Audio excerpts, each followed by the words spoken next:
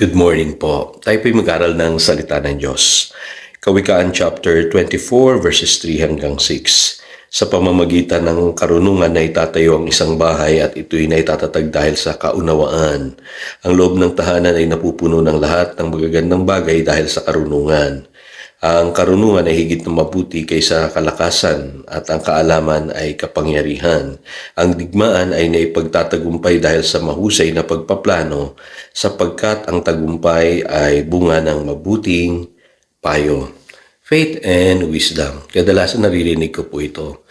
Nagplano naman ako, nilakasan ko naman ang aking loob, nangarap naman ako, nangahas naman akong gawin yung imposible. In other words, sabihin na natin, in-exercise ko naman yung faith ko. Pero bakit ganon? Wala pa rin nangyari, Pastor. Nawala ng kabuluhan ng lahat ng aking mga ginawa. Siguro ang agad-agad masasagot ng ibang tao dyan, sasabihin nila, baka hindi mo inuna si Lord. Ano? O di naman kaya, baka naman ikaw ay may problema sa sarili mo.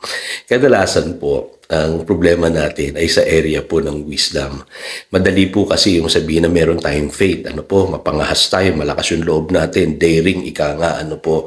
Pero ang tanong, totoo bang pananampalataya yung taglay-taglay natin? Kasi ako po'y naniniwala ng pananampalataya po ay may kalaki po yung wisdom. Ano po?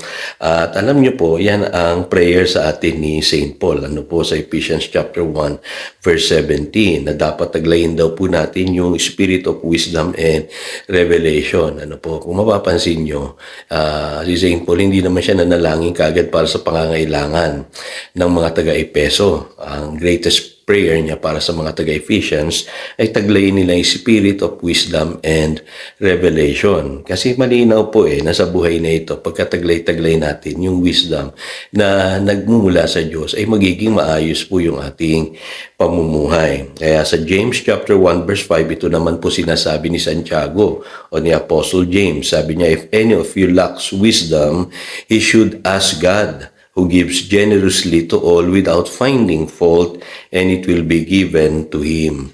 Kailangan daw marunong tayo humingi ng karunungan mula sa Diyos. So, ilan po sa atin ang unang-unang prayer request natin ngayong taon na ito ay yung wisdom na mula sa Diyos? Ano po?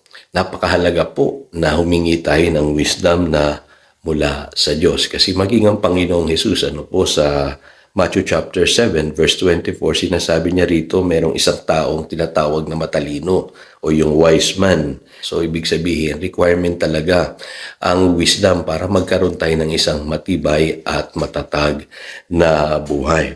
Ngayon, bakit maganda yung tandem ng faith and wisdom? Ano po? Kadalasan kasi na-highlight lang sa buhay natin yung lakas ng loob, no? Yung tinatawag na sabihin na nating confidence, ano po, minsan yun akala natin sapat na yun, ano, kaya sabihin ng iba, ako'y meron ng faith, ano, kasi yung faith naman mangangahas ka lang, ano, kadalasan yung faith natin ay blind faith, ano po, walang direksyon, ano po, at doon po papasok ang wisdom, kasi ang wisdom na nagmumula sa salita ng Diyos, yan ang magbibigay ng substance sa pananampalataya, ano po, sasagutin yan yung tanong na, ano ba ang dapat mong hingin sa buhay na ito? Kung may wisdom ka, sasabihin sa iyo ng Lord kung ano yung kailangan mo, ano, at ano yung dapat mong gawin sa buhay na ito, no? Ano yung gagawin mo para tanggapin mo yung mga inilaan sa iyo ng Diyos, at bakit mo kailangan ito sa iyong buhay. Ano po?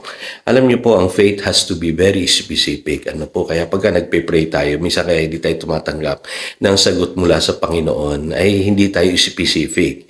Alam niyo po, sabi sa Mark 11 verse 24, what things soever you desire. Ibig sabihin, ini-entertain ng Diyos kung ano yung ating dinidesire. Ano po? At yung ating pong nais, ano po, dapat sumang-ayon sa kanyang kalooban, sabi sa John 15:7, at tutugon po ang Diyos sa ating pong mga panalangin. Kaya lang marami sa atin, hindi natin alam kung ano yung ating hihingiin. At sasabihin ko po sa inyo, maraming bagay po na nagaganap sa ating buhay na wala pong wisdom. Ano po, humihingi tayo ng bagay na hindi natin kailangan. Ano po? Kaya kung mapapansin nyo, nung pinagaling ng Panginoon, si Bartimeo, yung bulag, ano po, sa Mark chapter 10 verse 51, tinanong siya ng Panginoon Bagamat alam ng Panginoong Hesus na bulag siya, pero tinanong pa rin siya ng Panginoon, what do you want me to do for you? So, manggagaling sa atin kasi yung desire. Dapat alam natin kung ano yung gusto nating maganap sa ating buhay. Kaya alam nyo mga kapatid, magsisimula yan kapag meron kang wisdom na nagmumula sa Diyos. Alam mo kung ano yung kailangan mo sa buhay na ito. Minsan hindi mo naman kailangan pero pinipilit mo sa buhay mo kaya nalulubog ka sa problema. Pero may mga bagay na nais ng Diyos na hingin mo pero hindi mo naman hinihingi, no? Kaya napakahalaga po ng kombinasyon ng faith and wisdom. In my experience po, no, mas nagwo-work po ang faith kung hihingi ka muna ng wisdom sa Panginoon. Halimbawa this year, may balak kang bilhin, meron kang gustong simulan na project, no? O meron kang nice na simulang trabaho, no? Hingi ka muna ng wisdom sa Lord. Na ano ba yung pinagagawa mo sa akin, Lord? Bago ka manalangin at humakbang ng matapang, ika nga, ng bold, sa buhay na ito. At kung naniniwala pagka may wisdom ka mula sa Panginoon, di ka maliligaw Okay? Pangalawa, ang wisdom, piniprepare ka niyan sa mga life's challenges. Kasi realidad po na may mga storms ang buhay. Darating ang mga problema, mga pagsubok. Pero yung tao po nga may wisdom, laging handa po yan. Hindi yan madadatnan ng problema na alanganin. Yung po sinasabi ng Matthew chapter 7 verse 24. Matalinong tao yan Itinatayo niya yung buhay niya sa matibay na pundasyon. Kaya alam niyo po, ang taong may wisdom, naghahanda yan. Ahead yan kung mag-isip, at hindi pa nangyayaring isang bagay, nakaprepare na siya, matatag na siya. At ang pagiging matatag natin sa buhay na ito ay sa pamamagitan po ng pagsasabuhay natin ng mga salita ng Diyos. Yung mga faith principles na itinuturo po ng ating Panginoong Hesus.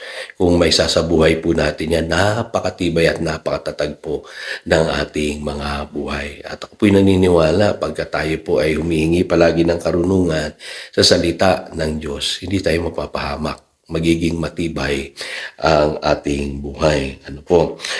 Tigit sa lahat, wisdom builds. Yung po ang binabanggit kanina sa Proverbs 24 verse 3. By wisdom, a house is built. Bakit kaya? Kasi alam niyo po, si Satanas, isa sa kanyang mga chief weapons, ay yung pong confusion. Kaya sabi sa James chapter 3 verses 16 hanggang 17, because of envy and selfish ambition, napupuno tayo ng disorder and every evil practice. So, gustong-gusto ni Satanas yung magulong pamumuhay. Yung hindi mo alam kung ano yung gusto mo, no? Basta kikilos ka lang dahil nainggit ka, no? Naghahangad ka nito mga bagay na ito sa buhay. At marami sa atin ang ganyan. Masyado tayong mapaghangad sa buhay na ito. Nainggit tayo sa ating mga kapitbahay, Gusto mo yung karanasan ng iba, maranasan mo rin. At doon po nagsisimula yung tinatawag na disorder and every evil practice. Kaya nangyayari, yun nga, sinasabi ko sa inyo, pagka pumasok po yung disorder o kaguluhan sa ating buhay, walang nangyayari sa ating buhay. Alam niyo po, ang wisdom that comes from heaven, ang sabi is first of all pure, then peace-loving, considerate, submissive, full of mercy and good fruit, impartial and sincere. Ang wisdom na nagmumula sa Diyos, gagabayan ka niyan sa tamang pamumuhay, maayos na pamumuhay, tahimik na pamumuhay at mabungang pamumuhay. Kaya alam niyo po, mas gugustuhin ko po yung ganong klaseng buhay. Kesa yung masyadong materialistic na buhay na kung saan punong-puno naman ng kaguluhan. So again, ito si Pastor Jojo nagpapaalala upang daluyan tayo ng pagpapala, manatili tayo sa kanyang salita. Good morning.